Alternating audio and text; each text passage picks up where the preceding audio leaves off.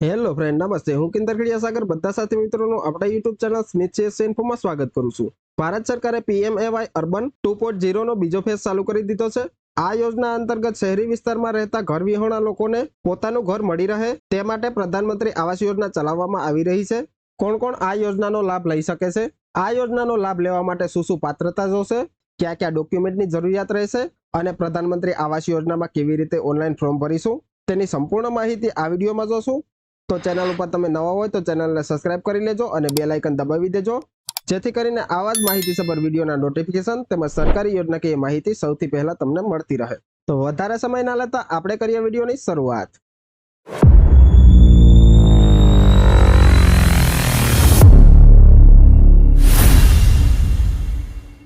પ્રધાનમંત્રી આવાસ યોજનામાં રજીસ્ટ્રેશન કરવા માટે સૌપ્રથમ આપણે બ્રાઉઝર ઓપન કરી લેશું. બ્રાઉઝર ઓપન કરી લીધા બાદ PMJY અર્બન 2.0 ટાઈપ કરી લેશું.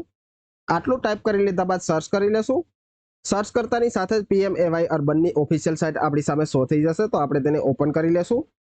સાઇટ ઓપન કરતાની સાથે જ ડિસ્ક્લેમરનું પોપઅપ શો થઈ જશે, તો આપણે તેને ક્લોઝ કરી લેશું.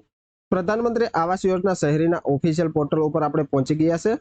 અહીંયા પર અલગ અલગ આઇકન આપવામાં આવેલા છે. પ્રધાનમંત્રી આવાસ યોજનામાં એપ્લાય કરવા માટે પહેલું ઓપ્શન આપેલું છે. બીજા નંબરમાં જોઈએ તો કેવી રીતે એપ્લાય કરવું તેની સંપૂર્ણ ગાઈડલાઈન આપેલી છે. ત્યારબાદના આઇકન ઉપર પ્રધાનમંત્રી આવાસ યોજના શહેરીની જે લેટેસ્ટ અપડેટ હશે તે જોવા મળી જશે અને લાસ્ટમાં PMAY નું ડેશબોર્ડ જોવા માટેનું ઓપ્શન મળી જશે. પ્રધાનમંત્રી આવાસ યોજનામાં ફોર્મ ભરવા માટે પહેલા જ ઓપ્શન ઉપર ક્લિક કરી લેશું. ક્લિક કરતાની સાથે બીજા ટેબમાં રીડાયરેક્ટ થઈ જશું. અહીંયા પર એપ્લાય ફોર PMAY 2.0 નું ઓપ્શન શો થઈ ગયું છે, તો ફરીથી તેના પર ક્લિક કરી લેશું. આટલું કરતાની સાથે યુઝર માટે બેઝિક માહિતી શો થઈ જશે, તો પેજને સ્ક્રોલ કરી લેશું. આ પોર્ટલ ઉપર તમે 4 પ્રકારે એપ્લાય કરી શકો છો. પહેલા નંબરમાં જોઈએ તો બેનિફિશરી લેન્ડ કન્સ્ટ્રક્શન એટલે કે BLC. જે લોકો પાસે શહેરી વિસ્તારમાં ઓછામાં ઓછો 30 વર્ગ મીટર અને વધારેમાં વધારે 45 વર્ગ મીટર પ્લોટ આવેલો હોય તે લોકો BLC યોજનાનો લાભ ઉઠાવી શકે છે. ત્યારબાદ બીજા નંબરમાં જોઈએ તો અફોર્ડેબલ હાઉસિંગ ઇન પાર્ટનરશિપ. આ યોજનામાં એવા પણ લોકો એપ્લાય કરી શકે છે જેની પાસે શહેરી વિસ્તારમાં પ્લોટ નથી અને વાર્ષિક આવક 3 લાખ અથવા તો તેથી ઓછી છે. આ યોજના અંતર્ગત સરકારી એજન્સીઓ અને પ્રાઇવેટ એજન્સીઓ દ્વારા બહુમાળી એપાર્ટમેન્ટ તૈયાર કરવામાં આવશે અને લાભાર્થીઓને 30 થી 45 સ્ક્વેર મીટર એરિયામાં પોતાનું ઘર મળી રહે તે માટે કન્સ્ટ્રક્શન કરવામાં આવશે.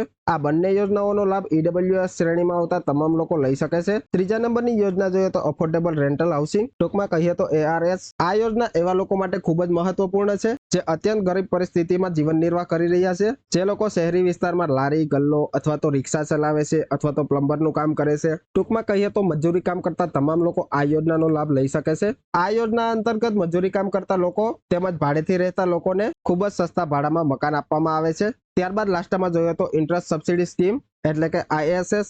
આ યોજના અંતર્ગત શહેરી વિસ્તારમાં જો તમે લોનથી આવાસ ખરીદવા માંગતા હોય તો બેંકના વ્યાજમાં તમને 1,80,000 જેવી સબસિડી મળવાપાત્ર રહેશે. આ યોજનામાં લાભ લેવા માટે મહત્તમ આવક મર્યાદા 3 લાખ, 6 લાખ અથવા તો 9 લાખ સુધીની હોવી જોઈએ.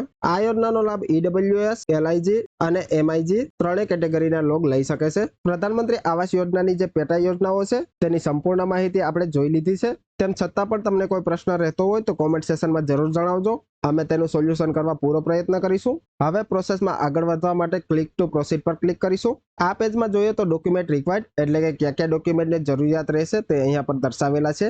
યોજનામાં અરજી કરવા માટે સૌપ્રથમ તો તમારું આધાર કાર્ડ અને પરિવારમાં જેટલા પણ લોકો છે તે બધાનું આધાર કાર્ડ હોવું જોઈએ. ત્યારબાદ ત્રીજા નંબરમાં જોઈએ તો બેંકની પાસબુક. નંબર 4 જોઈએ તો આવકનું પ્રમાણપત્ર. તેમજ નંબર 5માં જોઈએ તો તમે જો SC, ST અથવા તો OBC કેટેગરીમાં આવતા હોય તો તમારે જાતિનું પ્રમાણપત્ર આપવું પડશે.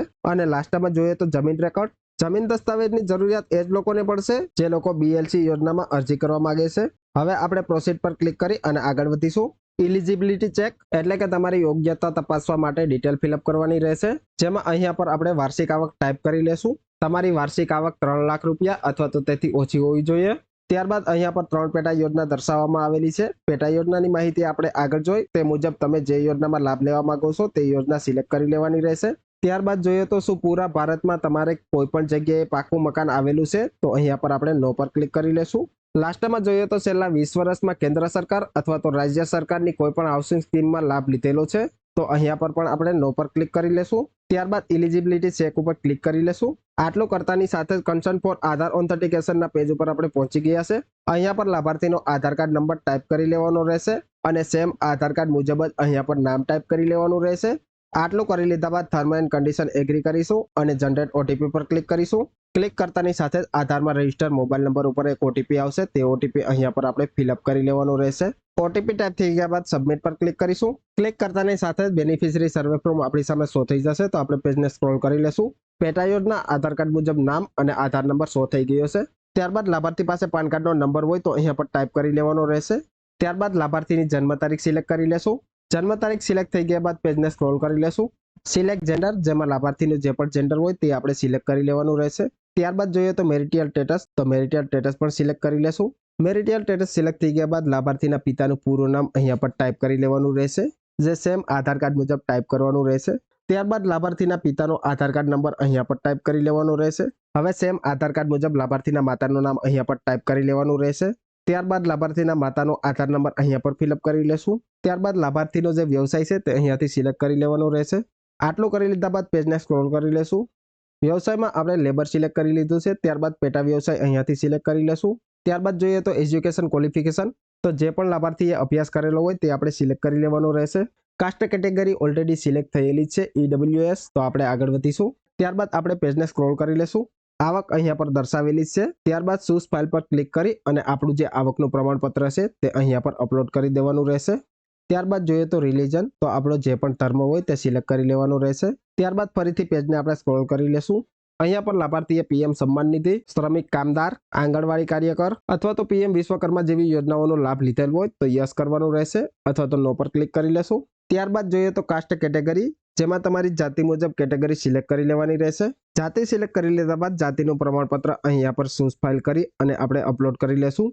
હવે જે શહેરમાં તમે યોજનાનો લાભ લેવા માંગો છો તે શહેરથી બહાર રહેતા હોય તો અહીંયા યસ પર ક્લિક કરી લેવાનું રહેશે અને જો તે શહેરમાં રહેતા હોય તો નો પર ક્લિક કરી લેશું. ત્યારબાદ પેજને સ્ક્રોલ કરી લેશું.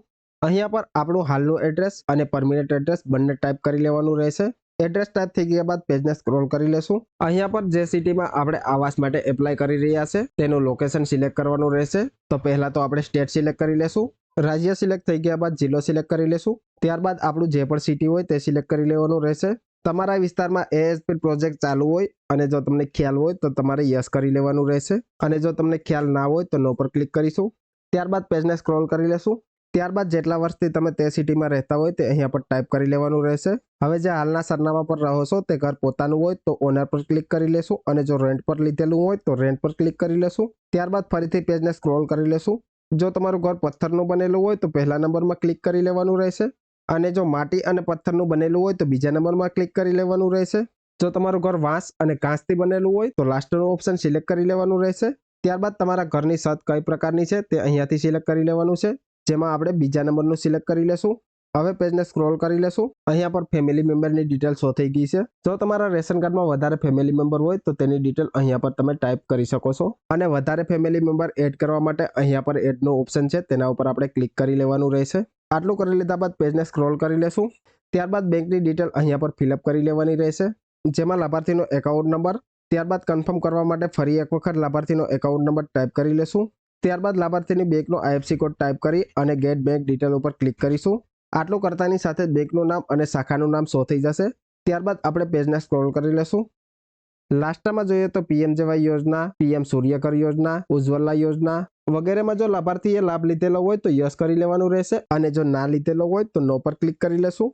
લાસ્ટમાં એગ્રીનું ચેકબોક્સ આવી ગયું છે તો તેની ઉપર આપણે રાઈટ ક્લિક કરી લેશું અને જો તમારી માહિતીનો તમે પ્રિવ્યૂ કરવા માંગતા હોય તો અહીંયા પર પ્રિવ્યૂનું બટન પર આપેલું છે, ત્યાંથી તમે પ્રિવ્યૂ કરી શકો છો. પ્રિવ્યૂ કરી લીધા બાદ સેવ પર ક્લિક કરીશું. સક્સેસફુલી આપણી એપ્લિકેશન થઈ ગઈ છે તો ઓકે પર ક્લિક કરી અને પોપઅપને ક્લોઝ કરી લેશું. એપ્લિકેશન સક્સેસફુલી થઈ ગયેલ છે અને જે લાભાર્થીની અરજી છે તે વેરિફિકેશન માટે ફોરવર્ડ કરી દેવામાં આવેલી છે.